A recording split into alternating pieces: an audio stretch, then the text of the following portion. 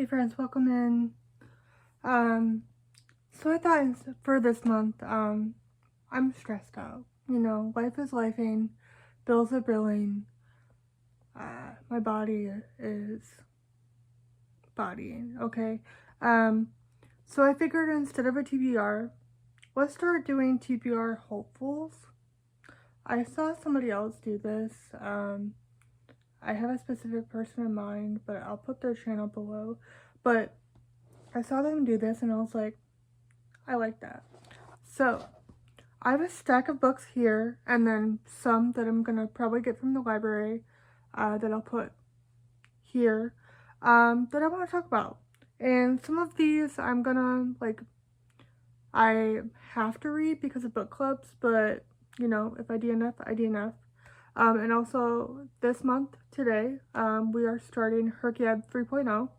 So I don't know how often I will be vlogging for that, but we'll see what they count towards, you know? So let me start off with books that I have to read. So right now, and I put these all in obviously not the right order, so the first one that I'm in the middle of, well, middle of is kind of loosely termed. I just started it today. The Someday Garden by Ashley Poston, or Poston. This one is the newest release by her. I think it came out this June. And it's cute. I want to read it because it's an anticipated release, which I don't know why, because I've only liked one of her books, you know. I just started it, and like I said, it's this person who, like, grows up liking this idea of this garden that's in Maine, that when you go there, it's said that you find your true love. And we get the perspective of her going there with her best friend and then being like, okay, we're gonna come here 10 years later and our life's gonna be figured out. And I'm guessing that things aren't figured out and that maybe we find a true love type of situation at the garden. So, we will see if I like this. So far, it's coming off a little cheesy, and that might be because I want a contemporary book, and it's magical. So yeah, I'm only literally like 12 pages in, so, but library books, so this one's being prioritized because I want to give it to somebody else soon so they can read it.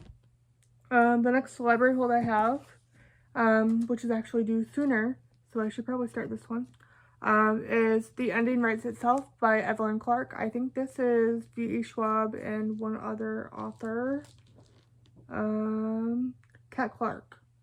It looks like Kat Clark does a lot more YA stuff. This one I really don't know much besides like a kind of author invites a bunch of people to come write the ending of a story and they think it's a locked room mystery type of thing. I've not heard great things about it, but I like the cover. Again, another anticipated release. This one is due in like 7 days, so I should probably at least try it. And yeah, only like 300-ish pages. 280-ish. And then one that I'm currently reading on my Kindle and I'm enjoying it, I think I'm 30% of the way through, is, what was it called? It was, I think, Elisa Jewell. It was Then She Was Gone, I think. This one, a missing daughter, a typical thriller. I don't really, it's like a London-esque, UK, whatever the hell. Like, my daughter went missing, now things are happening, and I think I might know who did it, or we don't know why my daughter's missing. This one I'm reading for a book club for my endometriosis Discord. I will put the link in the description. And I got this one through Libby. And then for one of my TBR takedown, this is a local to where I live book club, the prompt is reading a color, and I was assigned the color green. This one I picked up at that bookstore, and it's a paranormal romance. I've not read a paranormal romance before. I mean, I have, but like not like this. And I think that I'm just gonna DNF this, but I'm gonna have to try it. Like even just based off of on the back, which I don't want to read, it sounds ick. But the owner of the bookstore told me it was good, so I can't even tell you what's happening in here. But if I DNF it, I can get rid of it. But I figured if that doesn't work, I wanted another green option, and I've been feeling contemporary, like I said, so I have Tom Lake by Ann Patchett. I have not read anything by this author, but this sounds so like cozy, warm summer. And I think it's set in Michigan. Yes. And I am a native Michigander, even though I live in Oregon. And this just sounds like it would be a nice, what I kind of want to read, honestly. So excited about it. I think it's a mom telling her daughters or kids about this guy that she fell in love with. And then if I, for some reason, DNF that, I have another green-ish book. This one is a YA horror, Sacrifice by Rin Shepeko. I have started this before. It's, yeah, just like a Hollywood film crew on some beach, and then the nature fights back, essentially. And when I started it, I didn't love it, but I can try it, you know, just in case I get in a horror mood. And then, two more that I have to at least try. So I have Hotel on the Corner of Bitter and Sweet by Jamie Ford. This one I've had on my TBR forever. I think it's my, like, first ever book that I ever added to a Goodreads TBR, honestly. And this one is for, like, another TBR takedown thing. I think a TBR spin by, like, Sarah Freshley or something. This one was for the longest title, and it definitely is. This one is a historical fiction set in Seattle's Japantown, about friendship between unlikely people, which I've been also craving a historical fiction, which I don't normally crave, so probably good to pick it up. But then we have another chunker, and my first Kristen Hanna. I have The Great Alone. This one is for like a casual book club I do on Fable. And I was like, I have it. I should probably try it. I don't know if I want to be depressed. I don't know if I want to be in this headspace. So if I pick it up and I don't like it, I reserve the right to just be like, we're not doing this. I think this is about somebody like remote Alaska, some shitty parents. It seems like a somewhat historical fiction, 1970s. Family in crisis, stormy parental relationship,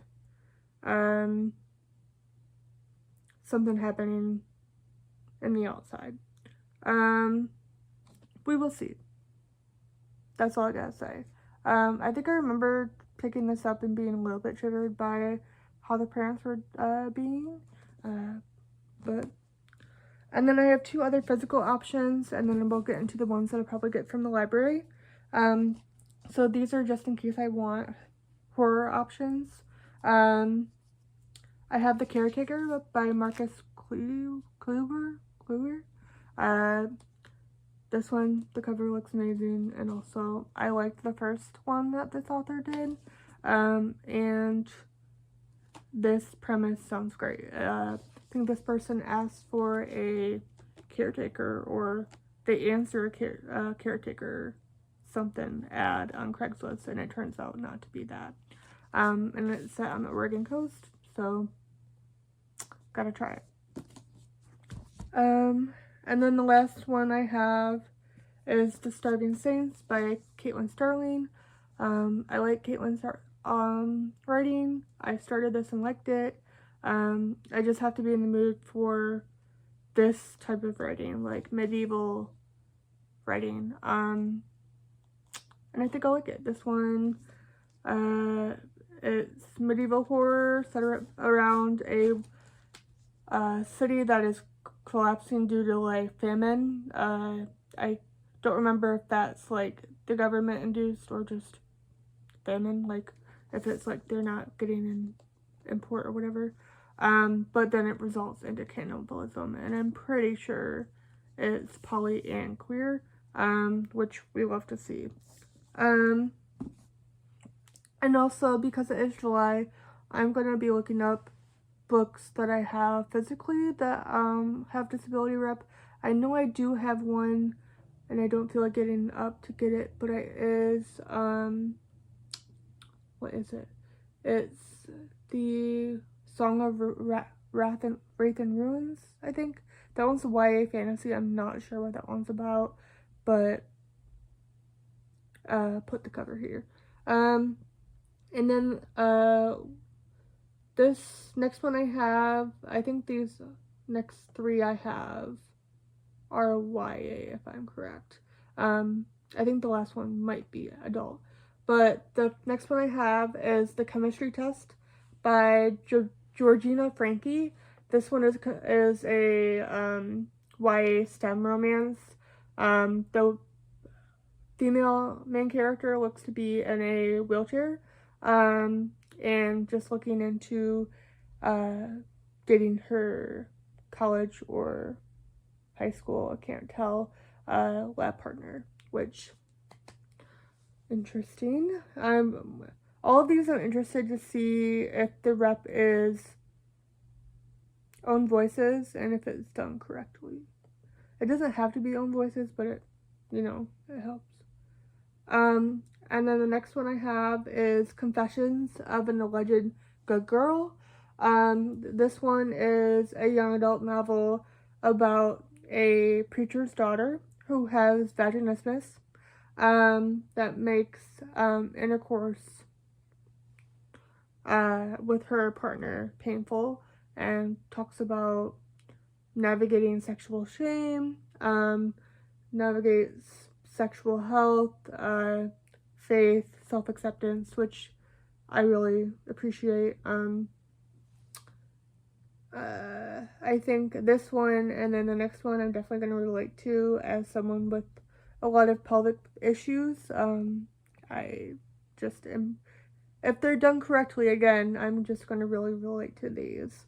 And then the next one I have is Finding Gene Kelly. This one, what? Okay, I was confused. Okay, so it looks like this one is a girl named Evie. She has endometriosis, and she is, I think, fresh out of a divorce, and it is navigating dating again, and navigating dating with endo and how that looks and all of that.